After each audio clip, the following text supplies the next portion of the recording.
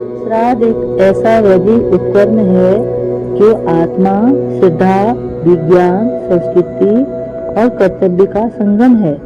यह हमें याद दिलाता है कि हम अकेले नहीं हैं। हमारे पीछे एक वंशज, एक परंपरा, एक संस्कार और एक दायित्व है।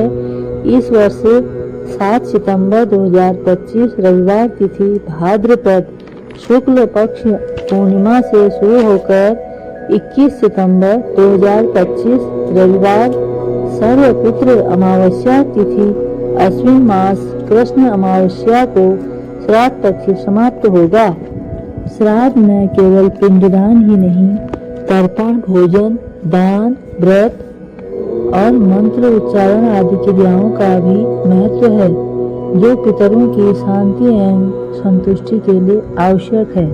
उनमें कुछ छोटी छोटी बातें अत्यंत महत्वपूर्ण होती हैं। श्राद्ध करते समय इन बातों का ध्यान रखने से ही श्राद्ध कर्म संपूर्ण और सार्थक होता है। नंबर 1, तिल और कुश। मान्यता अनुसार भगवान विष्णु के पसीने से तिल और रोम से कुश की उत्पत्ति हुई है, अतः इनका उपयोग श्राद्ध कर्म में अति आवश्यक है। श्राद्ध में क्या करें? सूर्योदय के समय स्नान करके 1 लोटा जल पीपल पर चढ़ाएं, एक दीपक श्रद्धांजलि करके प्रार्थना पूर्वक नमस्कार कर पितरों से अपनी भूलों के लिए क्षमा मांगना। नंबर 3, इनसे करें परहेज।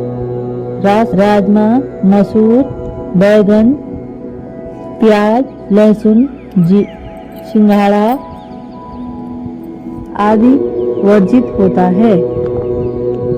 पितरों की पसंद। हमारे पितृ श्राद्ध कर्म से ही संक्षिप्त होते हैं, लेकिन इसमें पवित्रता और श्रद्धा का ख्याल जरूर रखें। क्या है पिंड? मृतक की आत्मा को अर्पित के लिए जौ अथवा चावल के आटे को गूंथकर बनाई गई गोलाकृति को पिंड कहा जाता है। ब्राह्मण को भोजन कराना भी जरूरी होता है। श्राद्ध के बाद पितृपक्ष में ब्राह्मण भोज जरूरी है। यदि ब्राह्मण भोजन न करा सकें तो भोजन का सामान ब्राह्मण को भेंट करें। श्राद्ध कर्म कहता है, श्राद्ध में जो अन्न पृथ्वी पर बिखेरा जाता है उसे पिशाच योनि तृप्त होती है। पृथ्वी पर जल डालने से वृक्ष योनि को प्राप्त हुए पितरों को ही तृप्ति होती है। गंध और दीपक से देवत्व योनि को प्राप्त हुए पितरों की तृप्ति होती है। अन्न, जल, तिल और वस्त्रों का दान मनुष्य योनि को प्राप्त पितर संक्षिप्त होते हैं। श्राद्ध एक ऐसा वैदिक उपकरण है जो आत्मा, श्रद्धा, विज्ञान, संस्कृति और कर्तव्य का संगम है।